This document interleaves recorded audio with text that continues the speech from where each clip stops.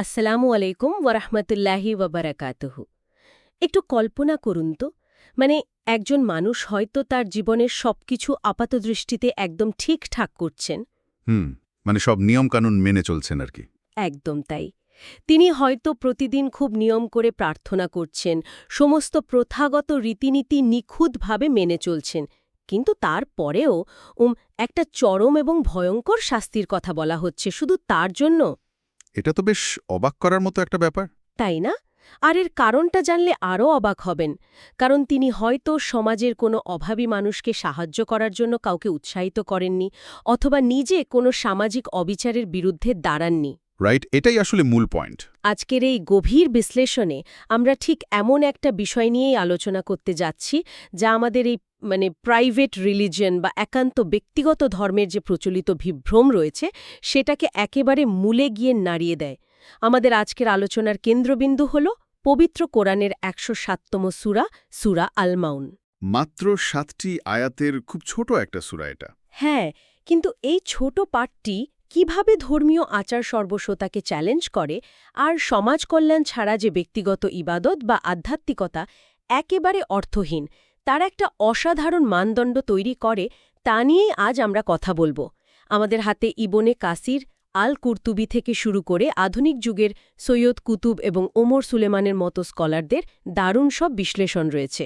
ওকে, চলুন বিষয়টি একটু ভেঙে দেখি। শুরুতে একটা কথা বলে রাখা ভালো, এই সূরার অন্তর্নিহিত যে কাঠামো সেটা সত্যিই বিস্ময়কর। এটি মূলত মানবীয় আত্মার অসুস্থতা বা আধ্যাত্মিক ব্যাধি নির্ণয়ের একটা নিখুঁত মনস্তাত্ত্বিক প্রেসক্রিপশন। মানে আমরা তো সাধারণত ভাবি যে ইবাদত হলো নিতান্তই ব্যক্তিগত একটা ব্যাপার, তাই না? একদম। আমরা ভাবি এটা স্রষ্টার সাথে সৃষ্টির একান্ত নিজস্ব সম্পর্ক। কেউ যদি সারা দিন শুধু ইবাদত করে আর নিজের মতো থাকে, আমরা তো তাকে খুব ধার্মিক মনে করি। হ্যাঁ, সমাজ তো তাকেই সবচেয়ে ভালো মানুষ বলে স্বীকৃতি দেয়। রাইট। কিন্তু সূরা আল মাউন এই ধারণাকে আক্ষরিক অর্থেই ভেঙে চুরমার করে দেয়। এই সূরার মূল কথাটাই হল, সমাজের দুর্বলতম মানুষদের প্রতি যদি কারো সক্রিয় সহানুভূতি না থাকে, তবে তার ব্যক্তিগত আচার অনুষ্ঠান স্রষ্টার কাছে একেবারেই মূল্যহীন। এটা শুধু কোনো থিওলজিক্যাল বিষয় নয়, এটা সরাসরি একটা সমাজতাত্ত্বিক বিবৃতি। এই বিষয়টা ভালোভাবে বোঝার জন্য আমার মনে হয় আমাদের একটু পেছনের দিকে তাকাতে হবে। কারণ ঐতিহাসিক প্রেক্ষাপট ছাড়া এই সূরার আসল গভীরতা বোঝাটা প্রায় অসম্ভব। এই সূরাটা আসলে কাদের উদ্দেশ্যে বা কোন সামাজিক বাস্তবতায় নাজিল হয়েছিল? খুব সুন্দর একটা পয়েন্ট ধরেছেন। এই সূরার ঐতিহাসিক প্রেক্ষাপট বিশ্লেষণ করতে গিয়ে স্কলারদের মধ্যে বেশ চমকপ্রদ একটা বিতর্ক আছে। সূরার প্রথম দিকের আয়াতগুলোর ধরন কিন্তু সম্পূর্ণ মক্কি বৈশিষ্ট্যের। মক্কার সে কুরাইশ নেতাদের কথা বলছেন তো? হ্যাঁ, একটু কল্পনা করুন ৭ম শতাব্দীর মক্কার সমাজ ব্যবস্থাটা। সেখানে আবু জাহেলের মতো নেতারা ছিল অত্যন্ত ধনী, বস্তুবাদী আর অহংকারী। তারা পরকালকে পুরোপুরি অস্বীকার করত আর সমাজের এতিম বা দুর্বলদের ওপর প্রকাশ্য অত্যাচার চালাত। কারণ তাদের তো কোনো জবাবদিহিতার ভয় ছিল না। ঠিক তাই, তাদের নিষ্ঠুরতা ছিল খুব স্পষ্ট। অন্যদিকে সূরার শেষের দিকের আয়াতগুলোর বৈশিষ্ট্য হল মাদানী।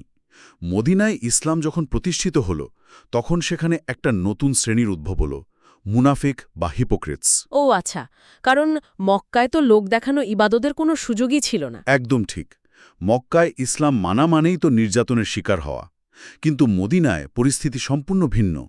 সেখানে এই মুনাফিকরা সমাজে নিজেদের অবস্থান আর রাজনীতিক সুবিধা ধরে রাখার জন্য লোক দেখানো নামাজ পড়ত। ইবনে আব্বাসের মতো স্কলার বলেছেন যে সূরাটি 2 ভাগেই অবতীর্ণ। তার মানে ব্যাপারটা দাঁড়াচ্ছে মানুষের ভেতরের এই আধ্যাত্মিক ব্যাধিটা পরিবেশ ও পরিস্থিতি অনুযায়ী তার রূপ বদলায়। রাইট, ঠিক বলেছেন। যখন কেউ ক্ষমতার আসনে থাকে, তখন তার ভেতরের অবিশ্বাসের রূপ হয় প্রকাশ্য অত্যাচার, যেমনটা আবু জাহেল করত।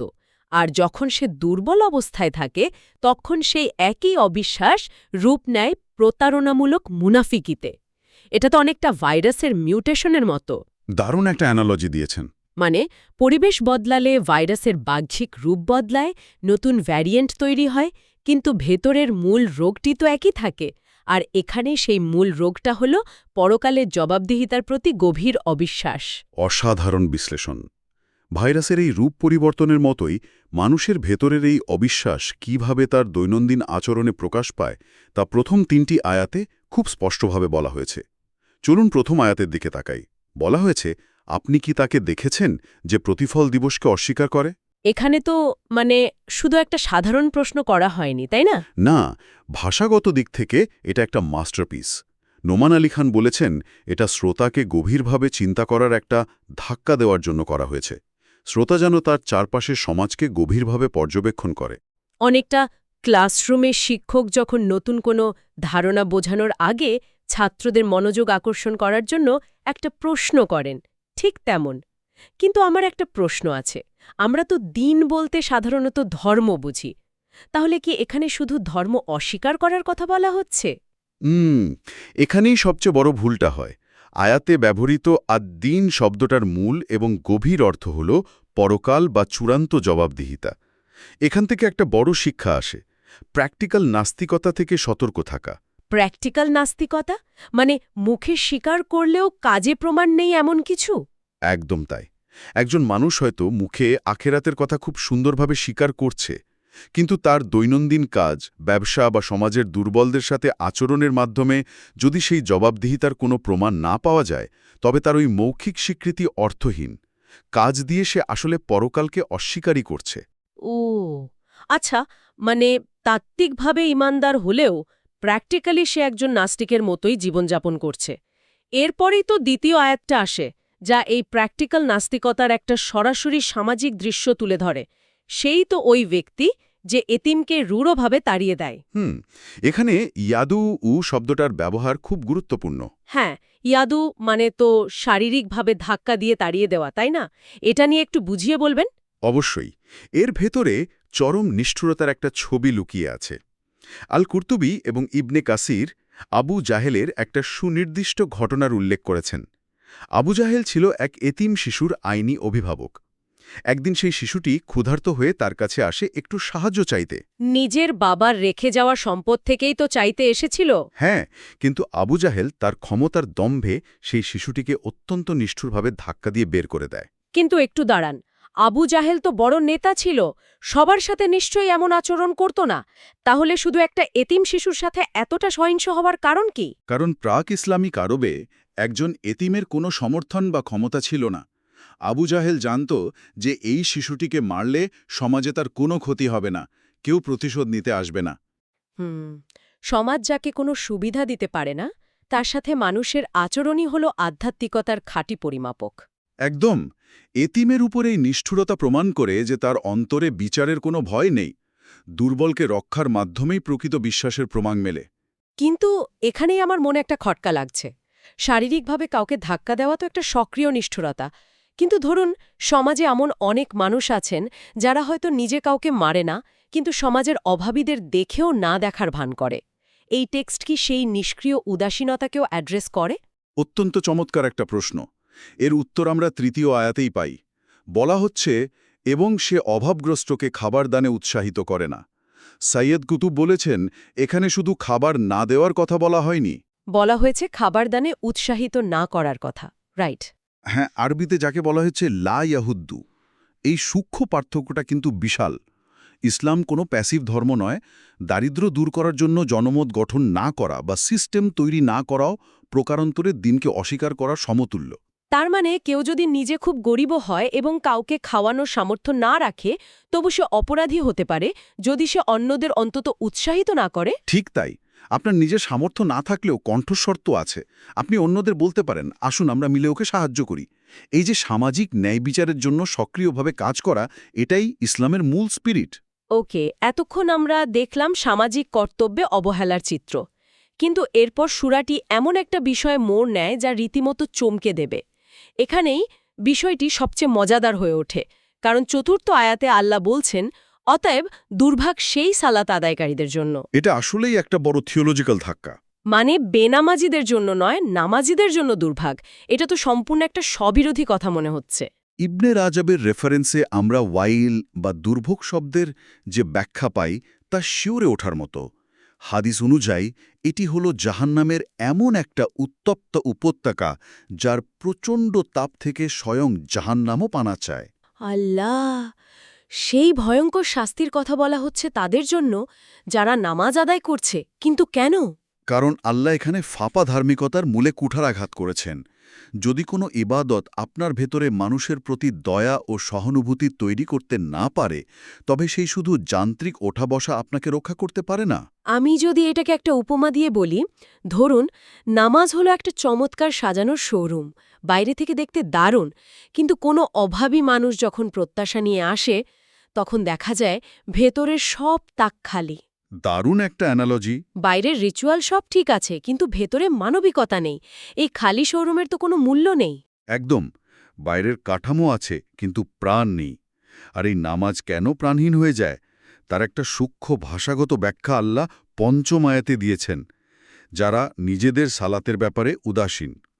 স্কলাররা আয়াতে ব্যবহৃত ফি এবং আন শব্দের একটা পার্থক্য তুলে ধরেছেন। এই ফি আর আনের পার্থক্যটা আসলে কি? আতাবিন দিনার বলেছেন, আয়াতে যদি ফি সালাতিহিম বলা হতো তবে পুরো উম্মাদ ধ্বংস হয়ে যেত।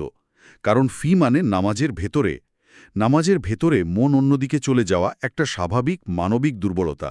ও আচ্ছা, তার মানে আল্লাহ এখানে আন ব্যবহার করেছেন, যার অর্থ নামাজের ব্যাপারে উদাসীন। ঠিক, ইচ্ছাকৃতভাবে নামাজ দেরি করা বা নামাজের মূল উদ্দেশ্য যে আত্মশুদ্ধি, সেটা ভুলে গিয়ে নামাজকে শুধু একটা রুটিন ওয়ার্কের পরিণত করাকেই এখানে বোঝানো হয়েছে। মানে আধুনিক কর্পোরেট জীবনে আমরা যেমন অনেকটা চেকলিস্ট মেলাতে নামাজ পড়ি, কোনো মতে রুকু সেজদা করে উঠে গেলাম। রাইট। আর এই প্রাণহীন নামাজের পেছনের সাইকোলজিটা কি জানেন? সেটা ষষ্ঠ আয়াতে বলা হয়েছে, যারা লোক দেখানোর জন্য তা করে। ইবনে তাইমিয়া একে ছোট শিরক বলেছেন। একটু দাঁড়ান, মানুষের প্রশংসা চাওয়া তো স্বাভাবিক প্রবৃত্তি। এটাকে সরাসরি শিরেকের মতো এত বড় একটা টার্মের সাথে তুলনা করাটা কি একটু বেশি চরম হয়ে যাচ্ছে না? বাহ্যিকভাবে মনে হলেও আসলে তা নয়। যখন কেউ ভাবে মানুষ আমাকে ধার্মিক বলবে, তখন সে আসলে স্রষ্টার জায়গায় সমাজের মানুষকে বসিয়ে দিচ্ছে। সে মানুষের কাছে স্বীকৃতি চাইছে। কিন্তু ধরুন আমি বিশুদ্ধ নিয়তে একটা ভালো কাজ করলাম, পরে মানুষ জেনে গেল আর আমার প্রশংসা করল, তখন আমার যে আনন্দ হলো, এটাও কি রিয়া হবে? খুব প্রাসঙ্গিক একটা সংশয়। ইবনে কাসির বলেছেন, প্রথম নিয়ত যদি আল্লাহর জন্য হয় আর পরে মানুষ জেনে যাওয়ার কারণে স্বাভাবিক আনন্দ আসে, তবে তা রিয়া নয়, বরং এটা মুমিনের জন্য পৃথিবীতেই আগাম সুসংবাদ। আচ্ছা, মানে রিয়ার শাস্তি শুধু তাদের জন্য যাদের মূল উদ্দেশ্যই মানুষের হাততালি পাওয়া। ওমর সুলেমান তো এটাকে আধুনিক যুগের এথিক্যাল ব্র্যান্ডিংয়ের সাথে তুলনা করেছেন। একদম নিখুঁত পর্যবেক্ষণ। সোশ্যাল মিডিয়াতে শুধু লাইক পাওয়ার জন্য চ্যারিটি করাটাই তো আধুনিক যুগের রিয়া। আর এই অবক্ষয়ের চূড়ান্ত রূপটা আমরা সপ্তম আয়াতে দেখি, এবং যারা গৃহস্থালির ছোটখাটো সাহায্য দানেও বিরত থাকে। এই আল মাউন বলতে তো ঘরের সাধারণ জিনিস বোঝায়, তাই না? হ্যাঁ, সাহাবীরা বলেছেন এটা সাধারণ বালতি, সুই, কুড়াল বা একটু লবণ পানি হতে পারে। এটা খুব অবাক করার মতো। সূরার শুরু হলো শেষ বিচারের মতো মহাজাগতিক বিষয় দিয়ে, আর শেষ হচ্ছে একটা বালতি ধার না দেওয়ার মতো তুচ্ছ বিষয় দিয়ে। এই মনস্তাত্ত্বিক সংযোগটা আসলে কোথায়? সংযোগটা হলো মানুষের ওয়ার্ল্ড ভিউতে। আপনি যখন চূড়ান্ত জবাবদিহিতায় বিশ্বাস করেন না, তখন আপনার পৃথিবীটা শুধু নিজের স্বার্থের মধ্যে আটকে যায়। এই চরম ব্যক্তিকেন্দ্রিকতা মানবিকতাকে এমনভাবে খেয়ে ফেলে যে প্রতিবেশীকে সামান্য এক চিমটি লবণ দেওয়াটাকেও সম্পদের প্রতি হুমকি মনে হয়। কৃপণতাই তাহলে আধ্যাত্মিক অবক্ষয়ের চূড়ান্ত রূপ। একদম। কি অবিশ্বাস্য একটা জার্নি এই সূরার। তাহলে পুরো আলোচনার সারসংক্ষেপ যদি আমরা টানি, মূল মেসেজটি আসলে কি দাঁড়ায়? মূল মেসেজ হল আল্লাহর অধিকার এবং সৃষ্টির অধিকারের মধ্যে এক অবিচ্ছেদ্য সম্পর্ক রয়েছে। মানুষের প্রতি সহানুভূতি ছাড়া স্রষ্টার নৈকট্য অর্জন সম্পূর্ণ অসম্ভব। যে বিশ্বাস মানুষকে সামান্য বালতি ধার দেয়া থেকে বিরত রাখে, সেই বিশ্বাসের মূলে বিরাট ফাটল রয়েছে। আজকের এই আলোচনা আসলেই আমাদের বিবেকের আয়নার সামনে দাঁড় করায়। শুধু আচার সর্বস্ব রিচুয়াল দিয়ে ভেতরের মানুষটি পরিবর্তিত না হলে সেই ইবাদাতের কোনো মূল্য নেই। একদম খাঁটি কথা। সবশেষে আমাদের আধুনিক সময়ের জন্য একটা গভীর চিন্তার বিষয় উঠে আসে।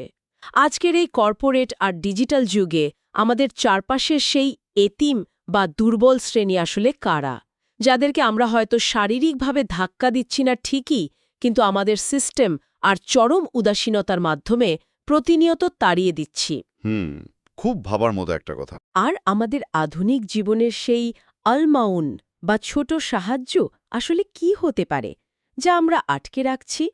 হয়তো কারো কাজের একটু মূল্যায়ন, একটু ভালো ব্যবহার কিংবা একটু সময় দেওয়া। জাযাকাল্লাহু খায়ের। আল্লাহ আপনাকে উত্তম প্রতিদান দিন আমাদের কথা শোনার জন্য আপনার মূল্যবান সময় ব্যয় করার জন্য